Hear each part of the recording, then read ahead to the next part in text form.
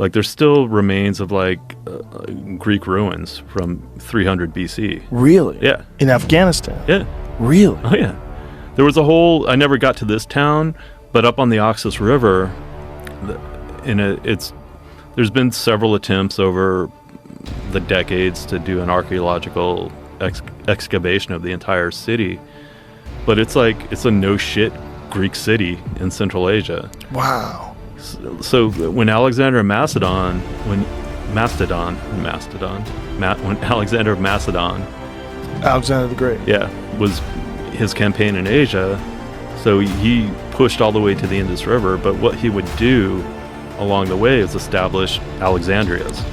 So you know Alexandria in Egypt, but there's multiple Alexandrias. Like the etymology of Kandahar, the town in Afghanistan, is, if you go back, it was Iskandahar, and Iskandahar literally means Alexandria. That was one of the Alexandrias that he established in Central Asia and all over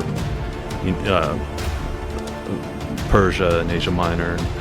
Like that was the thing. So it was a way to kind of maintain a foothold in that part of the world, like build a city, establish like a Greek education system to educate the locals in the Greek model.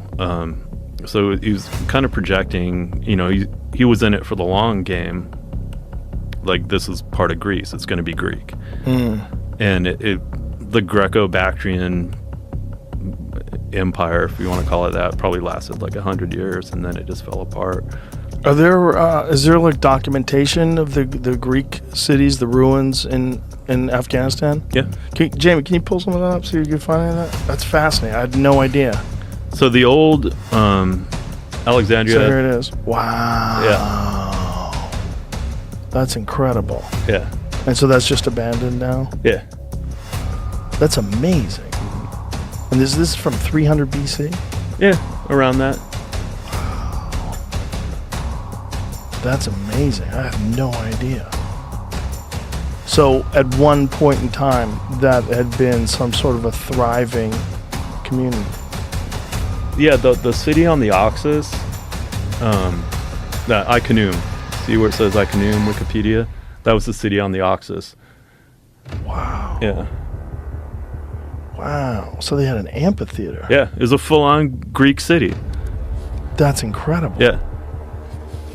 That is wild. And so how did they maintain it, and how did it collapse? I mean, I don't know. Look at that. That's intense, man. But that's up north in Kunduz. What is that statue, Jamie, where it says the history? Yeah. It's a Buddha statue. Yeah, It's a Buddha statue. the Buddhas of Bamiyan. Like the Taliban blew those up. Oh, right. Yeah. Fuck. What a bummer. How old were those? That I'm not sure. But there's a lot of historians think that like the Vedas and Buddhism kind of started like more in the Afghanistan area. Really? Yeah. No kidding. The Vedas. Yeah. Wow. Look at all these Buddhas. Yeah. There's tons of. There's some really cool. So there was this really interesting period of history of Greco-Buddhism in Central Asia. There was one of the Greco-Bactrian kings, Menander, actually converted to Buddhism, and there was this brief moment of brief period of Greco-Buddhism in Central Asia, and so the Buddhas that were carved. So they're carving statues of the Buddha and stuff, but it's in this total Greco-Roman style. So they're beautiful pieces of art, and it's literally a Greek Buddha. You know, you look at it stylistically, and it's like that's Greek, but it's a Buddha, and it's cool, flash in the pan of history. See if you can find any images of that. Are those all gone? Did the Taliban blow them all up? No, I mean these. So there's actually some at the Met in New York that I've seen. I've seen some at the National Museum in Kabul. Look at that. So Yeah. That's so strange because it's so obviously like influenced by Greek art. Yeah, the folds in the robe and all that. Yeah. Yeah. Wow. Wow. It's really, really cool, really interesting. Human civilization is so bizarre. The rise and fall of these empires and these civilizations, and for you to go and visit it in the middle of combat must have been particularly bizarre. Yeah, like I would try to get in, do my share of, for lack of a better term, like tourism. Like I went to the old citadel outside of Kandahar, where right now when you're on the ground it doesn't look like anything, but if you go to like Google Earth, you can see the old outline of the city walls, and you could see the citadel in the middle, and it's like it's still there, the remains of it.